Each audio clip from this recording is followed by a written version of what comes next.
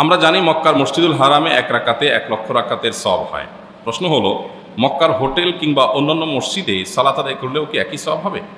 খুবই দরকারি এবং প্রয়োজনীয় একটি প্রশ্ন।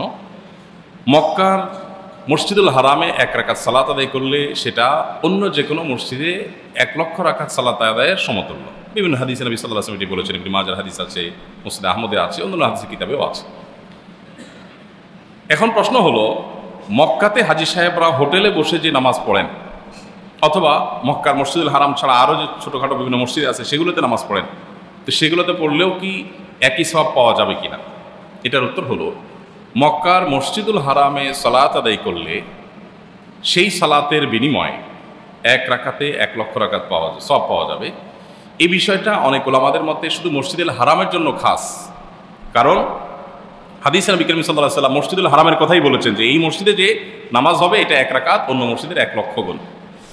তাহলে সেটা নবী করিম সাল্লাল্লাহু আলাইহি ওয়াসাল্লামের হাদিসের আলোকে বোঝা যায় মসজিদের জন্য। অতএব মসজিদের বাইরে হোটেলে পড়লে এটা পাওয়া যাবে না, এটা অনেক উলামাদের মত। তবে সংখ্যাগরিষ্ঠ আলেমদের বা আরও অনেক উলামাদের মত হলো যে মক্কার হারামের এরিয়ার মধ্যে, হুদুদে হারাম মিকাতের এরিয়ার ভিতরে, মিকাত না হারামের এরিয়ার যে ভিতরে, এইটার ভিতরে যদি হয় তাহলে সেক্ষেত্রে পুরো হারাম এরিয়া জুড়ে প্রায় 70 বা 80 কিলোমিটার প্লাস মাইনাস এরকম হবে হারামের এরিয়া। এই সম্মানিত এরিয়া যেটা, এই পুরো এরিয়ার মধ্যে যে কোনো জায়গায় নামাজ পড়লে 1 রাকাতে 1 লাখ রাকাতের সওয়াব পাওয়া যাবে।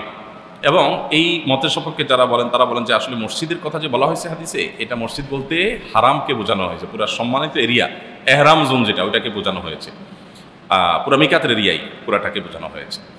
তো এটার দলিল হিসাবে, এটার প্রমাণ হিসাবে হুদুদে হারাম যেটা, সেটার মধ্যে পড়লেই যে হয়ে যাবে সেটার সপক্ষে আপনার কোরআনে কারিমের একটা আয়াত আছে। আপনার আল্লাহ তাআলা সূরা ইসরা শুরুতে বলেছেন, সুবহানাল্লাযী আসরা বিআবদিহি লাইলাম মিনাল মাসজিদিল হারাম ইলাল মাসজিদিল আকসা। নবী করিম সাল্লাল্লাহু আলাইহি ওয়াসাল্লামকে আল্লাহ তাআলা মসজিদে হারাম থেকে মসজিদে আকসায় মেরাজে নিয়ে গেছেন। অথচ মেরাজের শুরু হয়েছে বিভিন্ন বর্ণনা দ্বারা বোঝা যায় উম্মে হানির ঘর থেকে। তা আল্লাহ বলেছেন মসজিদুল হারাম থেকে, যেহেতু উম্মে হানির ঘরটা হারামের এরিয়ার মধ্যে, ওইটাকে মসজিদুল হারাম বলা হয়েছে।